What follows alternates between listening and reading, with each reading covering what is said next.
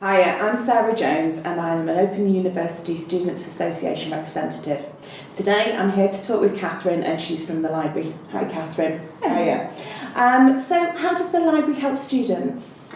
Okay, so first and foremost we have a help desk that you can contact by telephone, email or web chat. Okay. The fantastic thing about web chat is that it is 24/7, so if you're studying at 3 in the morning there's still someone to help you.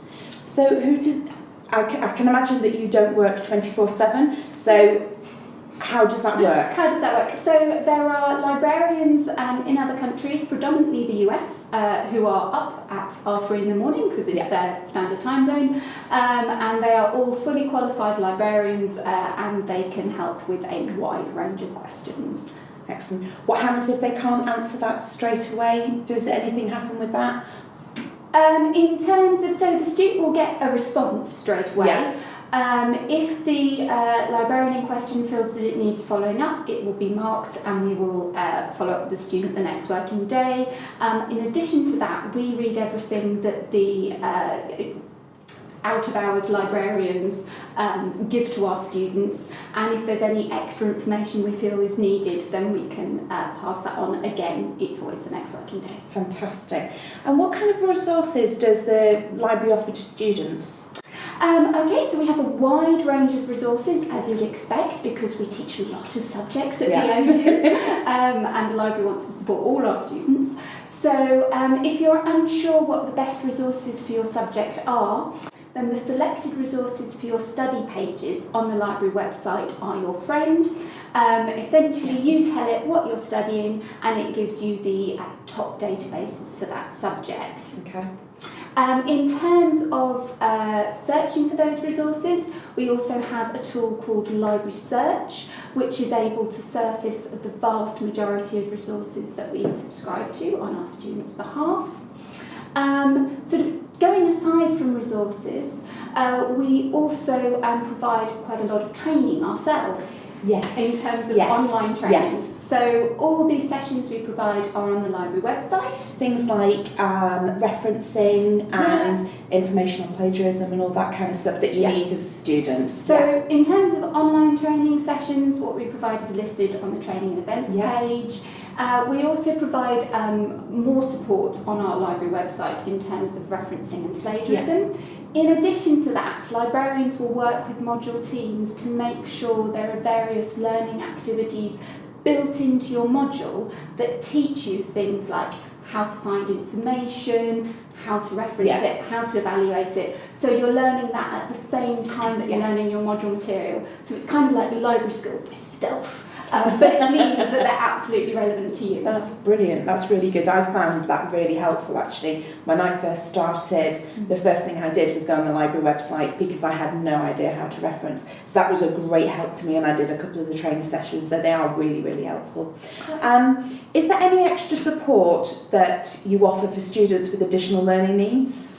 Okay, there are a couple of things. So one of the main things we know that students that use a screen reader can have problems with is that a lot of files will look like they contain text to a sighted person, but are actually saved in a way that the screen reader can't read them. It will just say blank in an irritating computer voice. When that happens, what needs to occur is the file needs to be converted into a nice accessible format. And we have an automated tool that does that really quickly. Excellent. It's called Census Access, and you can find more about that on the library website. That's a brilliant tool. If you have problems using that tool, or if for whatever reason yours is the file in hundredth that it doesn't quite do properly, then you can contact the library help desk and we can sort out doing a manual conversion for you. We also make sure we test all the databases that we subscribe for accessibility, and when we've done a test, we put if there are any sort of hints that we can give students on the library website.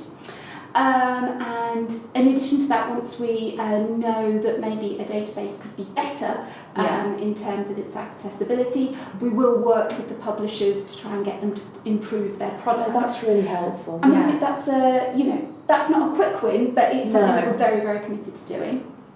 In addition to that, students that have a print disability can contact the Library Help Desk about a supported literature search. Okay. So obviously for all our students we provide support for literature searching, but if your disability prevents you using from a computer for long periods of time, Yeah. then maybe using a database might be specifically tricky for you.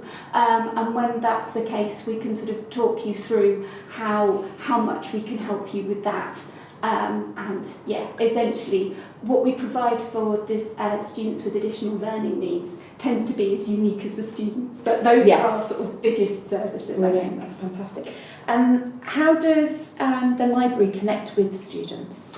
Okay, quite a few ways. So completely optional, but if you already use Twitter and Facebook, then the library is on both. Yeah. So OU_library for Twitter and OU Library for Facebook. Obviously, there's our wonderful help desk, and we're always happy for students to contact us on that.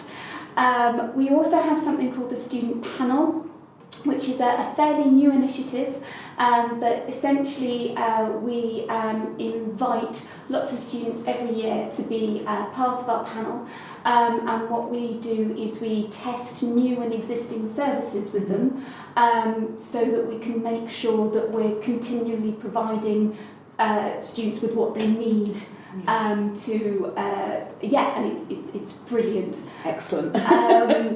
And in addition to that, there is also Student Hub Live. So the library doesn't host Student Hub Live, but we have been able to guest on quite a few pieces with the wonderful Karen on the sofa, and again, that's always a great way to Fantastic. That's connect really with good. students.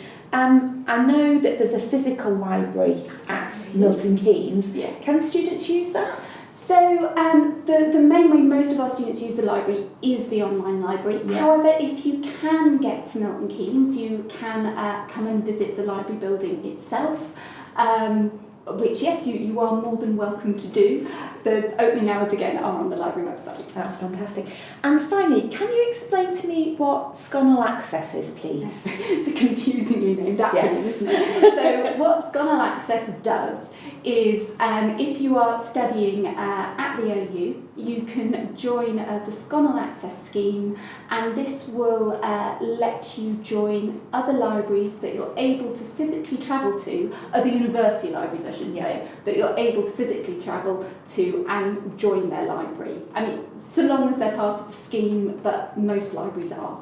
Oh, that's So brilliant. if you do have a university near you, it's quite likely you'll be able to use their print library under the Sconnell Access scheme. So, for instance, I live in Bristol, but I live really close to the University of West of England, so I would be able to go and use their library if they were part of the scheme. Yes. Brilliant. So, whilst I can't name all the universities that are part of the Sconnell Access scheme, if you are interested, then again, more details are on the library website. That's fantastic. Thanks so much for talking to me today, Catherine. And if you've got any problems, have a look on the top of your student home. There's a link to the library and they'll be able to help you with all your needs. Thank you.